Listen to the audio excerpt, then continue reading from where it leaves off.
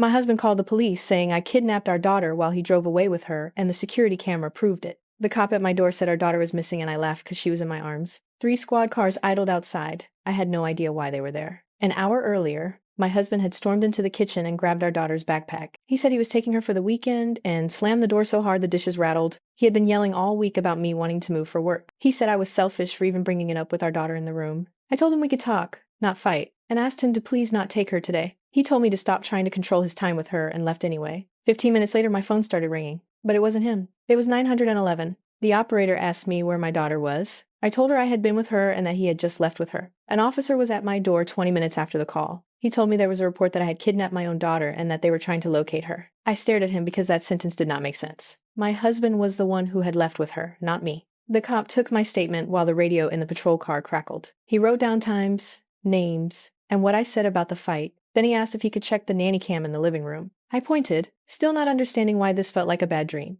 The camera was a square black lens above the TV. It recorded everything in the living room and the front porch steps. When the officer played the footage, my hands started to shake. I watched my husband pick up our daughter, explain something in a low voice, and push past me. The camera showed him walking to the car, buckling our daughter into the back seat, and then getting in the driver's seat. He looked straight into the camera for a second before he closed the door. While the footage played, the officer's face went flat. He told me they had my husband's number on record and that he had called them saying I had taken our daughter. He said my husband reported me as the kidnapper even while he was on camera driving away with her. He said he wanted to know why. I told the officer I didn't know. I said I wasn't hiding my child. I said he left with her while we argued. The officer asked if I wanted to press charges for false reporting. I wanted to, but thought about how messy our custody arrangement already was. Then the investigator arrived with a faded court folder. He asked me about past incidents, about patterns, about custody. He asked if my husband had ever threatened to take our daughter away. I told him yes, but he'd always said it as a joke, something to intimidate, nothing that I believed he would do. The investigator noted every threat in his pad. He asked about my job, our finances, whether I had been planning to move. I said I had a job offer out of state, and then I had told him weeks ago. I said he had lost his temper when I mentioned leaving. He asked if I had packed anything or changed locks. I said no. I'd only asked for a conversation, and he turned it into this. The investigator looked at me like he was putting a puzzle together. He said he'd get the dash cam from the patrol that responded to the 911 call, and the doorbell camera footage from the neighbor 2 houses down. The neighbor's video showed my husband pulling out of the driveway, phone in one hand, daughter waving in the back seat. Someone off camera could be heard saying the man sounded frantic on the phone. Then the story doubled back on itself. The investigator said my husband had been on the phone with dispatch when he called and said I had kidnapped our daughter. He claimed he was trying to lure them to him, the investigator said, and that he was calling it in so they'd know the kidnapper's location. They played the 911 recording on a tablet. The voice was my husband's voice, and he kept repeating that our daughter had been taken. I watched the wave of people in uniforms process it all. A woman from Child Protective Services arrived with a binder and a calm voice. She asked for my ID and my daughter's birth certificate. She asked if I had anyone who could take her tonight while the situation sorted out. I called my sister and she came over in 20 minutes. She sat with our daughter on the couch while CPS talked to me in the kitchen. CPS asked whether my husband had ever been violent around the child or me. I said he had been verbally volatile and controlling but never left marks on our daughter. They asked about drugs and alcohol and whether he had a history of mental health issues. I told them he had been on and off antidepressants and that he refused help. While CPS interviewed me,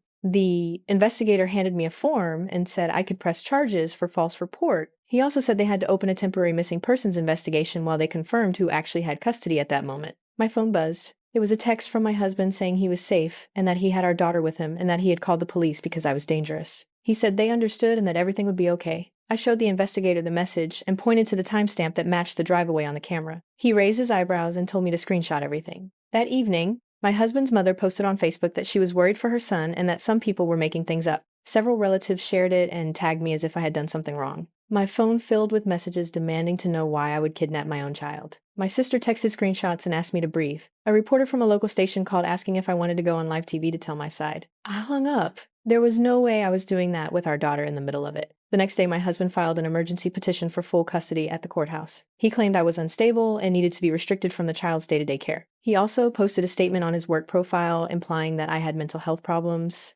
His lawyer sent me a cease and desist about defamation for posting video of him leaving with her. The irony was suffocating. CPS told me they could not close the file until the court sorted out the custody claim. They recommended I get an attorney. I swallowed and made 3 calls that afternoon. I retained a lawyer who specialized in family law, and she told me to gather everything. She wanted the nanny cam footage, the neighbor's doorbell video, the 911 audio, my text messages, my emails, bank receipts showing I paid for daycare and doctor visits. She wanted witness statements from my sister and our babysitter. I printed out everything. I made copies, and her assistant organized them into 3-ring binders. The morning of the hearing, the courthouse smelled like coffee and paper. My husband arrived with a stack of documents and his mother at his side. He sat across from me without looking me in the eye. His lawyer read aloud accusations about my emotional instability and said he had reason to fear for the child's safety. My lawyer stood up and put the doorbell and nanny cam footage on the judge's monitor. The room went quiet as one by one the clips showed the truth. The judge watched the footage of my husband leaving, watched the 911 call, watched the timestamps. He asked directly why he had called 911 to report a kidnapping when he was the one driving away. My husband's lawyer shifted painfully in his seat. My husband said he panicked and didn't know what else to do. He said he thought calling would keep our daughter safe, that he wanted the police to be near him. He said I had been unstable that morning and that he had been trying to protect our child. My lawyer asked for texts he had sent to friends earlier that week, asking for a place to crash and telling them he planned to leave town. They were on the screen and they didn't look like protection. They looked like planning. The judge read them aloud. He asked how one protects a child by taking them on the run. My husband started to cry. He said he had been scared that I would take her and move away, and he was trying to outrun that. The judge paused and then made an order. He issued a temporary custody arrangement, granting me sole physical custody while ordering supervised visitation for my husband twice a week. The judge also ordered my husband to attend a mental health evaluation and parenting classes. He warned both of us that the court would hold another hearing in 30 days to decide on longer-term custody. Leaving the courthouse, I felt hollow and exhausted. My mother's voice was in my head saying this would break the family. The paper said temporary custody, but social media still had my husband's posts up painting me as unstable. People had already picked sides. 2 days after court, an article ran quoting my husband's friend saying he had done the right thing. Comments called me manipulative and unfit. I started getting anonymous threats. My daughter clung to me more tightly at night and woke up screaming once like she had forgotten where she was for a second. I called the cop who took my first statement and asked what else they were doing. He told me they'd opened a criminal investigation into false reporting, and that the man he had recorded making the 911 call would likely face charges if prosecutors pursued it. The DA asked to meet me in a conference room and wanted copies of the footage for evidence. I handed them over with shaking hands. Prosecutors don't take parenting disputes lightly, but false reporting that wastes police resources can be a crime, they told me. They said they would decide whether to charge my husband after reviewing the full file. Meanwhile, my husband's lawyer filed for emergency custody modification, claiming my daughter had been traumatized by all the police presence. He said my daughter needed stability that only her father could give. My lawyer replied with a list of his phone calls, his texts asking for a ride out of town, the nanny cam footage, and his admitted lie on the 911 tape. She asked the judge to punish the false call and to deny his modification. Then something else happened. Our daughter's pediatrician called CPS about bruises she found on her during her last checkup months earlier that I had written off as toddler scrapes. They did a full review of prior notes and found a pattern of my husband taking her to various urgent cares and saying she fell off furniture. Each time my husband had steered the story away from the possibility that he might have been rough when changing her or grabbing her arm.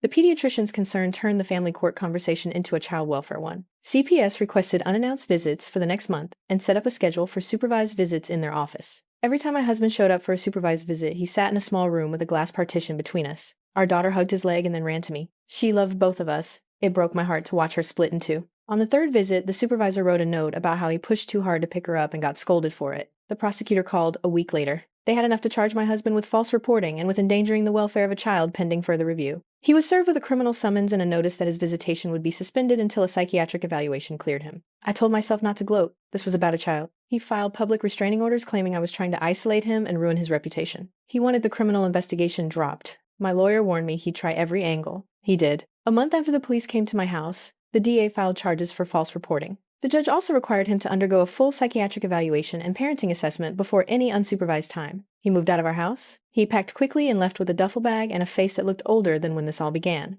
The first time I drove with my daughter alone after court, I cried 3 times. She watched cartoons and chewed a granola bar while I tried to steady the car and the rest of my life. We went to court again for the criminal case. My husband's attorney tried to paint this as a misunderstanding. But the 911 call and the nanny cam were hard to explain away. His lawyer argued that he had been trying to protect their child, that the audio reflected confusion and fear more than malicious intent. The prosecutor played the neighbor's footage, and the judge looked tired. Ultimately, the judge offered a plea deal my husband took: community service, anger management, and probation, with no contact if he missed a session. He pled guilty to the false reporting charge. He was humiliated and quiet when he left the courtroom. After the plea, social media calmed down a little. Some of the vitriol died away. The court ordered family therapy and monitored visitation, reinstated under strict rules. My husband had to complete therapy and show stability for 6 months before unsupervised visits could be considered. He started therapy, and I watched from a distance. He came to one group meeting and was the first to cry in front of strangers. He would text sometimes asking about our daughter, apologizing in tiny phrases. I saved the messages and showed them to my lawyer like proof he meant well or proof he might still be manipulative, depending on what I needed the court to see. Months passed. Our daughter grew and laughed and had days where she forgot the drama and only wanted snacks and playgrounds. One afternoon, my husband showed up at the playground during a supervised exchange and handed our daughter a small plastic toy. She looked at me, then at the toy, then decided neither of us mattered as much as the swing.